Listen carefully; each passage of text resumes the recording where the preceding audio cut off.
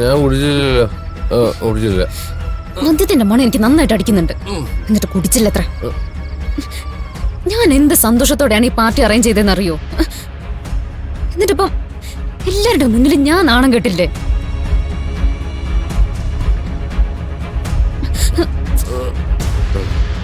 ഗിരിയേട്ടൻ എന്തിനാ എന്നോടൊപ്പം വന്നത്? ആ ചിന്ത ഗിരിയേട്ടൻ ഉണ്ടായില്ലല്ലോ. ഇങ്ങനെ കുടിച്ച ബോധം കെട്ടി തല ഒണിച്ചിരിക്കുന്ന ഗിരിയേട്ടൻ എന്നെ തിരിച്ചെങ്ങനെ വീട്ടിൽ കൊണ്ടാക്കും? ഇതാണോ ഗിരിയേട്ടന്റെ ഉത്തരവാദിത്തം? ജീവിതത്തിൽ ഒരിക്കലും മദ്യപിക്കില്ലെന്ന് അനിയത്തിമാർക്ക് സത്യം ചെയ്തു കൊടുത്ത ആളല്ലേ ഗിരിയേട്ടൻ? എന്നിട്ട് ഇവിടെ വന്നപ്പോ അതൊക്കെ മാറുന്നോ? മദ്യം കണ്ടപ്പോ അനിയത്തിമാരെ കുറിച്ച് ഓർത്തില്ലേ? കൊള്ളം ഗിരിയേട്ടാ, നന്നായിട്ടുണ്ട്. ഞാനിത് ഒരിക്കലും പ്രതീക്ഷിച്ചില്ല. മോശമായിപ്പോയി.